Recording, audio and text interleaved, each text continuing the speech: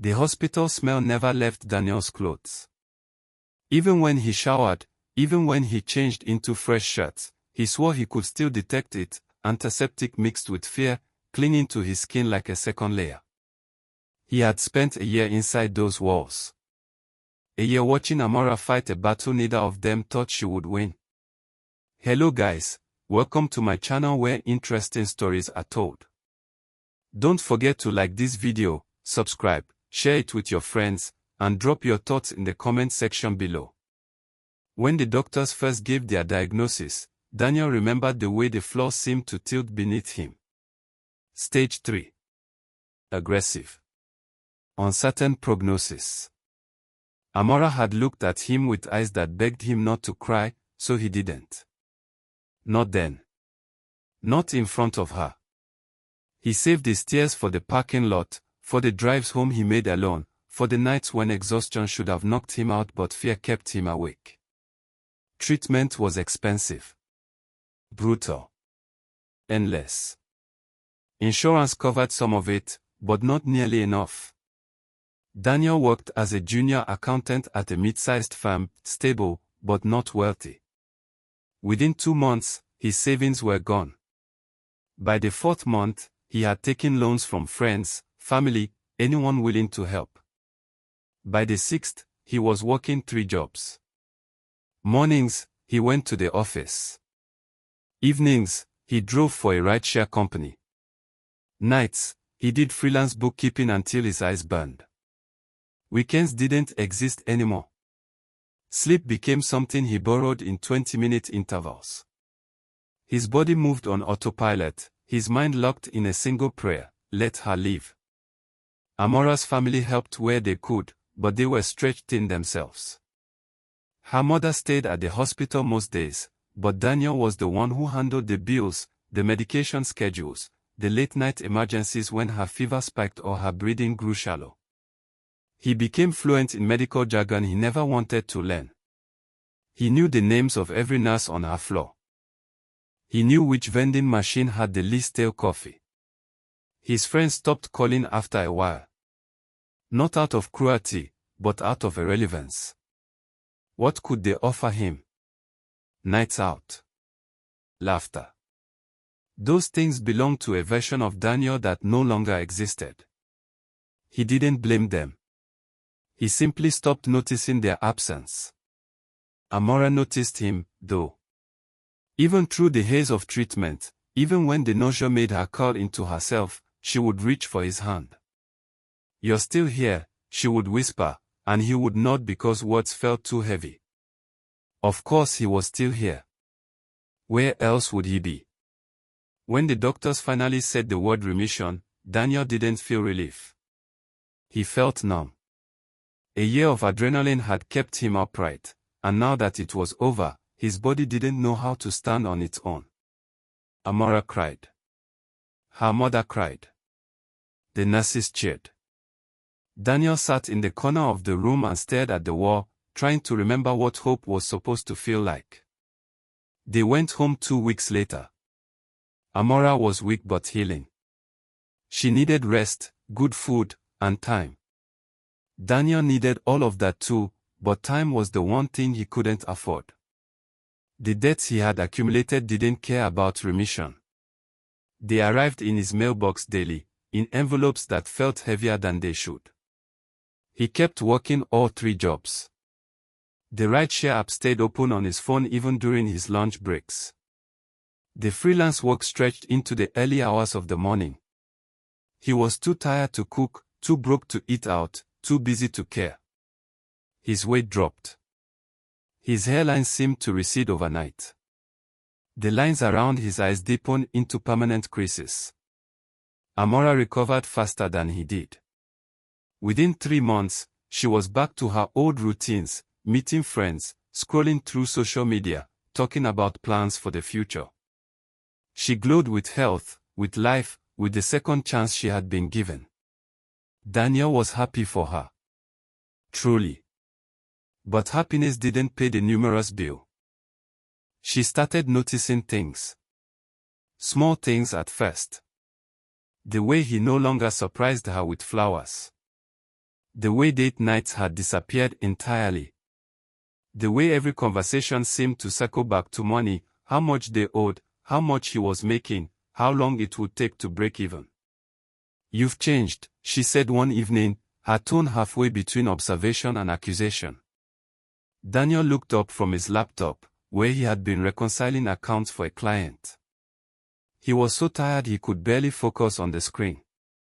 "Changed how?" "You're always stressed. Always working. We never do anything anymore." He wanted to laugh. He wanted to scream. Instead, he closed the laptop gently and rubbed his eyes. "Amara, I'm trying to keep us afloat. I know. But it feels like you're not even here anymore. Even when you're home, you're somewhere else." She wasn't wrong. He was somewhere else.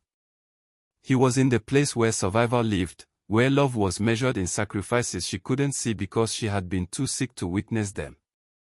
He wanted to tell her that.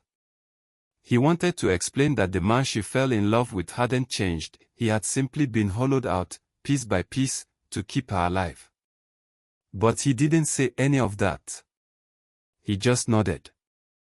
"I'm doing my best." It wasn't enough. He could see it in her eyes. Gratitude had a shelf life, apparently. And his had expired. The argument started small. Why didn't they go out anymore? Why couldn't he take a day off? Why did everything have to be about money? Daniel didn't have good answers. Or rather, he had the same answer every time, and she was tired of hearing it. Then Victor appeared. Daniel didn't know who Victor was at first. Just a name Amara mentioned casually. A guy from her old gym. Someone she had run into at the grocery store. Someone who had texted her to check in. Someone who made her laugh. Victor had things Daniel didn't. Time. Money. Energy. A car that didn't sound like it was dying. Clothes that fit. A smile that didn't look like it cost him something. Amara started going out more. Just catching up with friends, she would say. Daniel didn't question it. He didn't have the energy to be suspicious. He barely had the energy to stay awake. By the time he realized what was happening, it was already over. Victor took Amara to dinner on a Thursday night. Daniel found out because she told him, casually, like it was nothing, like transparency somehow softened the betrayal. She wore the dress she used to save for special occasions, the one Daniel hadn't seen her in since before the diagnosis. She smelled like perfume he didn't recognize. "It's just dinner," she said, checking her reflection in the hallway mirror. He's been really supportive. Daniel stood in the kitchen, holding a plate of instant noodles he'd microwaved for himself.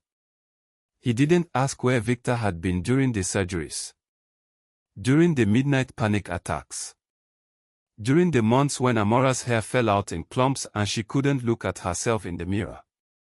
He didn't ask because he already knew the answer. Victor had been nowhere. And that, apparently, made him perfect. "Okay," Daniel said quietly. She left without kissing him goodbye. He ate his noodles standing up, staring at the pile of bills on the counter. The electric company was threatening disconnection. The credit card payment was overdue. His car needed an oil change he couldn't afford. But sure. Victor could take her to dinner. Victor could be supportive. The next 2 months felt like watching someone pack for a trip they hadn't announced yet. Amara grew distant in ways that had nothing to do with physical space. She stopped asking about his day. Stopped touching him in passing. Stopped pretending that what they had was still intact. Victor's name came up more often. Victor said this. Victor thinks that. Victor took her to a restaurant downtown, the kind with cloth napkins and waiters who introduced themselves. She showed Daniel pictures on her phone, smiling wider than she had in months. "I'm happy you're feeling better," Daniel said, and he meant it. Even as his heart cracked a little more each day, he meant it. "I am," she replied. Then, softer, "I forgot what it felt like to just enjoy things." The implication hung between them. She had forgotten because he had made her forget. Because his stress had poisoned the air. Because poverty, apparently, was contagious. Daniel wanted to defend himself. He wanted to list everything he had given up, every hour he had worked, every piece of himself he had sold to keep her alive. But what would be the point? Gratitude couldn't be argued into existence. Either she saw it, or she didn't. She didn't. The breakup happened on a Sunday. Amara sat him down with the kind of gentle tone people use when delivering bad news to children. She had rehearsed this, he realized. Probably with Victor. Probably over one of those expensive dinners. "I need to be honest with you," she began, and Daniel felt his stomach drop. Honesty, in his experience, was just cruelty with better marketing. "I think we've grown apart," she continued. "You're always working, always stressed. We don't connect anymore. I feel like I'm suffocating."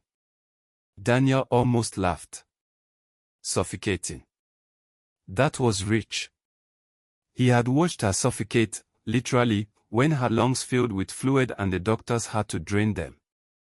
He had held her hand through it. He had stayed. "I need someone who can be present," Amara said. "Someone who can give me the life I deserve." There it was. The life she deserved. As if the life he had given her, the one where she was still breathing, didn't count.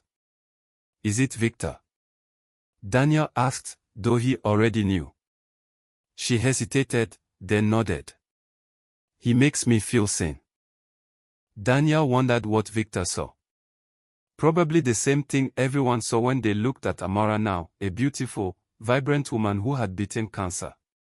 A survivor. A miracle. No one saw the bills. The sleepless nights. The man who had bled himself dry to make that miracle possible. "I hope he makes you happy," Daniel said, and he stood up before she could say anything else. Before she could try to hug him or apologize or do whatever it was people did when they wanted to feel less guilty about abandoning someone. She moved out 3 days later. Victor helped her pack, which felt like a special kind of cruelty, but Daniel didn't comment. He stayed in the bedroom while they loaded boxes, listening to their laughter echo through the apartment that suddenly felt too big. When the door finally closed, Daniel sat on the couch and stared at the wall. He didn't cry. He was too tired to cry. He just sat there, wondering if this was what freedom felt like, or if he had simply run out of things to lose. The first person to check on him wasn't family. It wasn't one of the friends who had drifted away during Amara's illness. It was Miriam. Miriam had known Daniel since they were kids, same neighborhood, same schools, same ridiculous inside jokes that made no sense to anyone else. She had been at his college graduation, at his father's funeral, at the hospital once or twice during Amara's treatment, though she had stayed in the background, quiet and unobtrusive. She showed up at his door on a Wednesday evening with a casserole and no agenda. "You look terrible," she said, brushing past him into the apartment. "Thanks," Daniel replied dryly. "Really needed to hear that." "I'm serious. When's the last time you ate something that wasn't microwaved?" He couldn't remember. Miriam didn't lecture him. She didn't ask invasive questions about Amara. She just heated up the casserole, set the table, and made him sit down and eat like a functional human being. Then she did his dishes. Then she left. She came back 2 days later. Then again the following week. Always with food. Always with the kind of quiet company that didn't demand anything from him. She never mentioned Amara's name unless he brought it up first. She never told him he was better off. She just stayed. Slowly, so slowly Daniel barely noticed, the apartment started feeling less like a tomb. Miriam dragged him to a park one Saturday, claiming she needed company for a walk. She brought him terrible action movies and made him watch them, mocking the plot holes until he smiled despite himself. She reminded him, in small and steady ways, that he was still a person. Still worth something. Still here. Meanwhile, Amara's social media lit up like a fireworks display. Photos of her and Victor at beaches, restaurants, at galleries. Captions about new beginnings and finding real love. Her smile was dazzling. Her life looked perfect. Daniel stopped checking after a while. Not because it didn't hurt, but because Miriam had taught him something valuable. Some people only love you when you're useful. And the ones who love you when you're broken. Those are the ones worth keeping. 6 months after Amara left, Daniel received a phone call that changed everything. Not in the dramatic, lightning strike way movies promised, but in the quiet, steady way real life actually worked. It was Marcus, a friend from his accounting days, back when Daniel still had the energy to maintain friendships.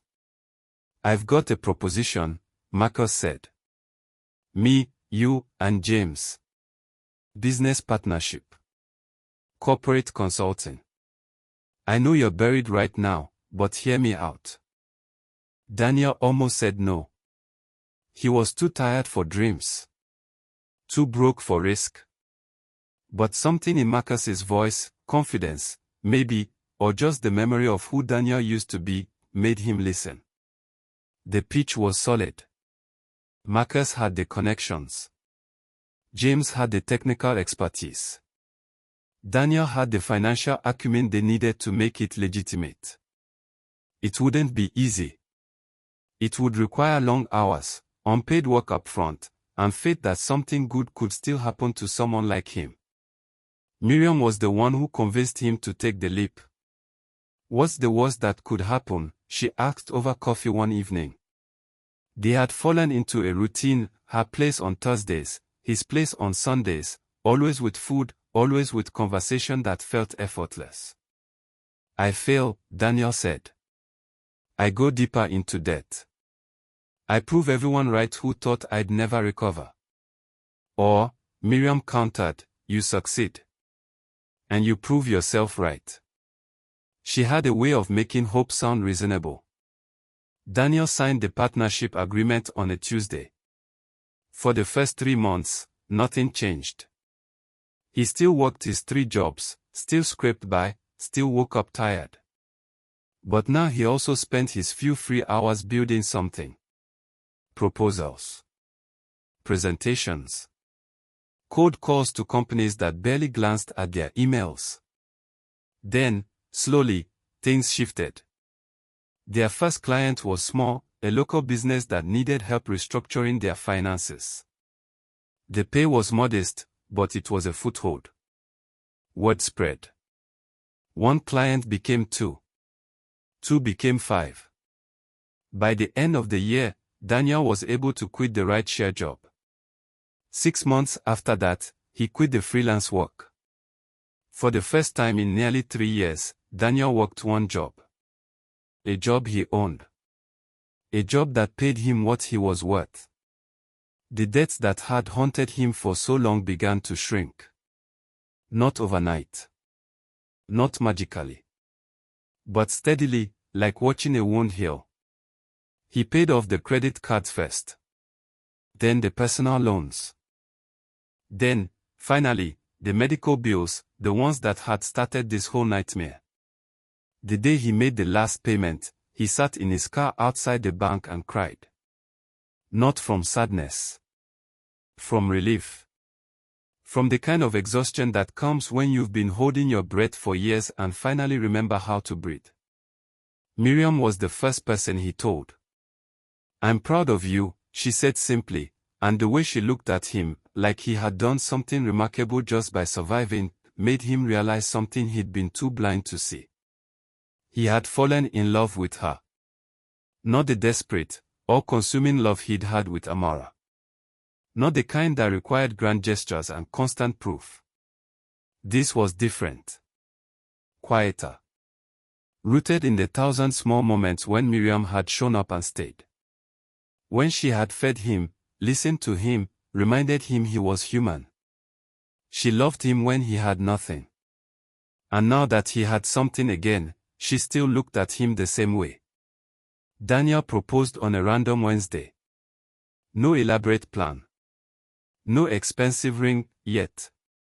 Just the two of them in her living room, and a question that felt less like a risk and more like the most obvious truth in the world. "Marry me," he said. Miriam laughed, then cried, then said yes. They married 3 months later in a small ceremony that felt more like a celebration among friends than a wedding. No extravagant decorations. No viral-worthy moments. Just vows that meant something, spoken to someone who had earned the right to hear them. For the first time in years, Daniel felt light. Meanwhile, Amara's perfect life was quietly collapsing. The illness returned 14 months after she married Victor. She felt it before the doctors confirmed it, the same exhaustion, the same ache in her bones, the same terror that woke her up at 3 a.m. This time, the diagnosis came faster. The cancer had come back, and it was aggressive. Victor's reaction was nothing like Daniel's had been. At first, he was supportive. Sympathetic. He held her hand during the first appointment, nodded seriously when the oncologist explained the treatment plan. But when the bills started coming, when the treatment stretched from weeks into months, when Amara's hair fell out again and her body grew frail, Victor began to disappear. He worked late more often. Took business trips that seemed convenient in their timing. Stopped touching her, stopped looking at her the way he used to. The restaurants and weekend getaways vanished. In their place was silence, punctuated by Victor's growing impatience. "I didn't sign up for this," he said one night, the words slipping out during an argument about a missed doctor's appointment. Amara stared at him, stunned. What does that mean? Victor had the decency to look uncomfortable. I thought we were past this. I thought you were healthy." "I was," Amara said quietly. "But I'm not now. And I need you." Victor didn't respond. He just grabbed his keys and left. He filed for divorce 4 months later. By then, Amara was too sick to fight it. Too weak to do anything but sign the papers and watch the life she had chosen disintegrate around her. Victor remarried 6 months after the divorce was finalized. A younger woman. Healthier. Easier. Someone whose Instagram feed didn't require explanations or sympathy. Amara saw the wedding photos online, and something inside her shattered in a way the cancer never could. She thought about calling Daniel. She even pulled up his number once, her thumb hovering over the screen. But what would she say? That she had been wrong. That she had thrown away the one person who loved her unconditionally for someone who only loved her conditionally. She put the phone down. Some bridges, once burned, couldn't be rebuilt. Her family helped where they could, but it wasn't the same. There was no Daniel working 3 jobs. No one sacrificing sleep and sanity to make sure she survived. There was care, yes. But not the kind that cost someone everything. Amara realized, too late, that love wasn't measured in fancy dinners or luxury trips. It was measured in the moments when staying was harder than living, and someone stayed anyway. Daniel had stayed. Until she made it impossible. And now, as she faced her second battle alone, she understood the difference between someone who loves you when it's easy and someone who loves you when it costs them everything. By then, Daniel was unreachable. Not because he was cruel, but because he had already paid his debt. He had given everything once. He wasn't required to give it again. The call came on a Thursday afternoon. Daniel was in his office, reviewing quarterly projections with Marcus and James, when his phone buzzed with a number he didn't recognize. He almost declined it. Unknown numbers were usually spam, but something made him answer. Daniel. The voice was familiar but distant, like an echo from a life he barely remembered. It was Amara's mother. His chest tightened. Mrs. Okoye. Hi. There was a pause, heavy with things unsaid. I'm sorry to bother you. I know it's been a long time. But I thought you should know. Amara is very sick. The cancer came back. Daniel closed his eyes. Part of him had wondered if this might happen. Recurrence rates, survival statistics, he had learned too much during her first battle to be completely surprised. But knowing it was possible and hearing it was real were two different things. I'm sorry to hear that, he said carefully. She's not doing well. Victor left her. Her friends.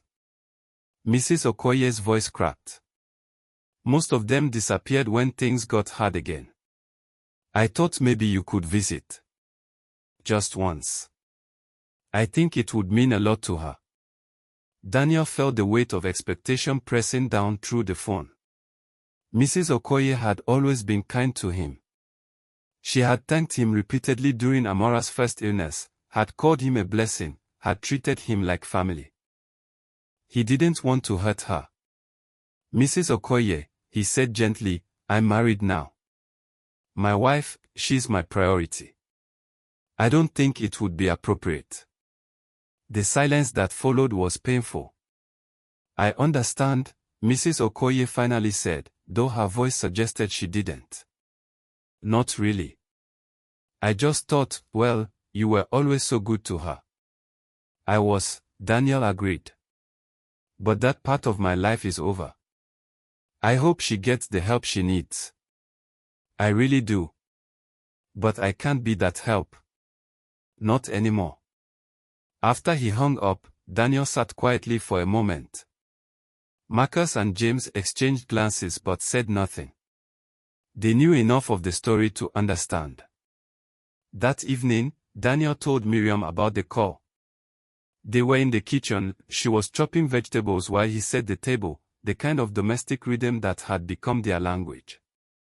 How do you feel about it?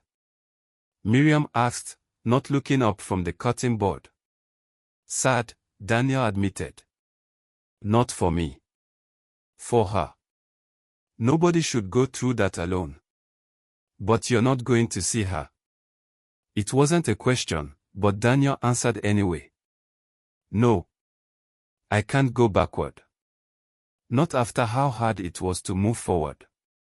Miriam set down the knife and turned to face him. I wouldn't stop you if you wanted to. I trust you. I know, Daniel said, taking her hand. But this isn't about trust. It's about knowing where I belong. And I belong here. With you. She kissed him, soft and certain, and that was the end of the conversation. Daniel didn't visit Amara. He didn't call. He didn't send messages or flowers or well wishes through mutual friends. It wasn't cruelty, it was self-preservation. He had learned the hard way that some people would drain you dry if you let them, would take everything you had and still ask for more. He had almost lost himself once. He wouldn't risk it again. Amara's second battle was lonelier than her first. The friends who had celebrated her recovery disappeared when recovery became uncertain. The social media posts stopped. The glamorous photos faded. What remained was the raw, unglamorous truth of illness, the kind that didn't inspire, didn't photograph well, didn't trend.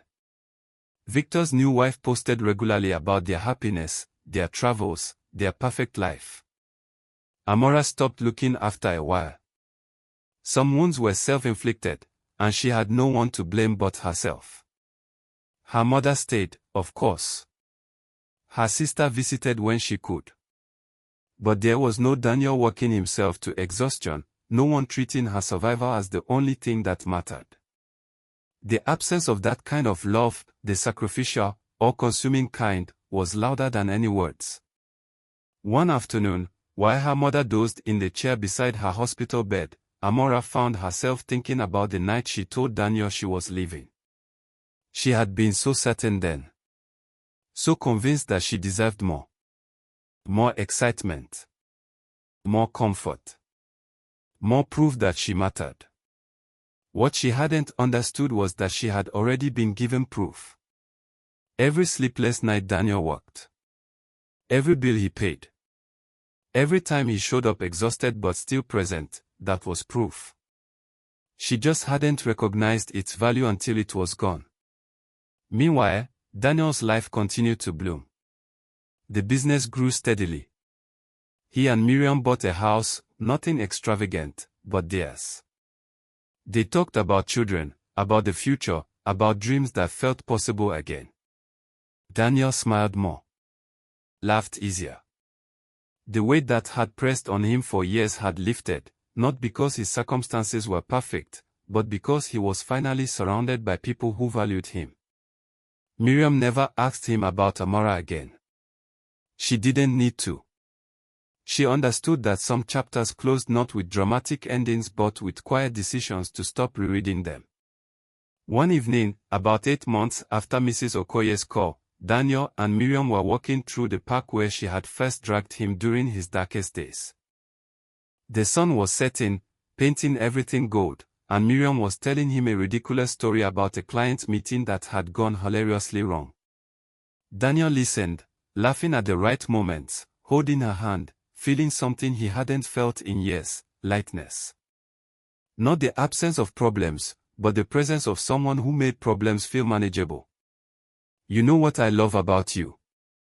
Miriam said suddenly, stopping to face him. "My stunning good looks."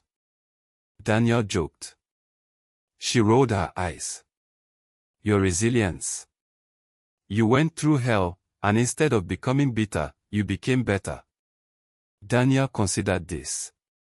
"I don't know if I'm better. I think I just finally figured out who deserved my energy."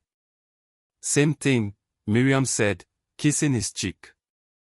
As they walked home together, Daniel thought about the man he used to be, the one who had nearly destroyed himself trying to save someone who didn't value the sacrifice. He didn't regret loving Amara. He didn't even regret the pain.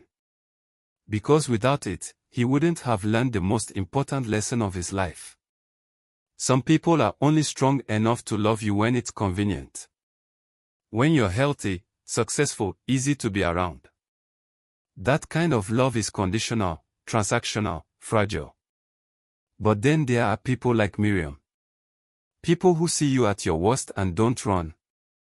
Who show up with casseroles and bad movies and the quiet insistence that you're worth staying for. That kind of love doesn't make headlines. It doesn't inspire Instagram captions. But it builds something real. Something lasting. By the time Amara realized the difference, Daniel was already gone.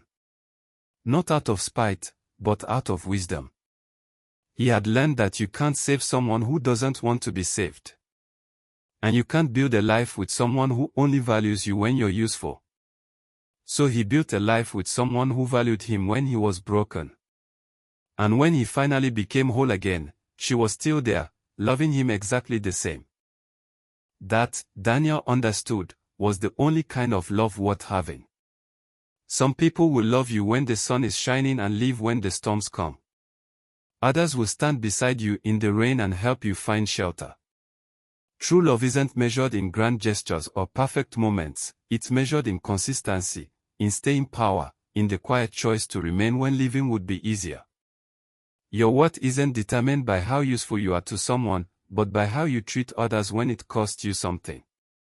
Choose people who choose you not just on your best days, but especially on your worst. And remember, the right person doesn't wait until you're successful to see your value. They see it when you have nothing left to give, and they stay anyway. If you enjoyed this story, don't forget to like, subscribe, share it with your friends, and tell us what you learned in the comments below.